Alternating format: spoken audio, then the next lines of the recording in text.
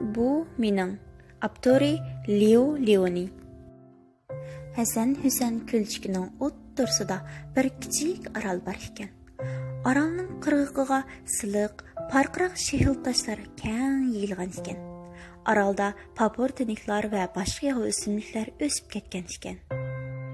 Orolda 3 tal kichik baqa yashaydigan bo'lib, ularning ismi Milton, Robert va Lydia ekan.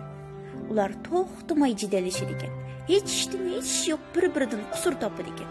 Adidan kashkicha so'qishib yurdi ekan. Ko'lchakdan yiroq turish, deydi ekan Milton varqirab. Bo'lsin mening. Orolga chiquvchi bo'lishmi?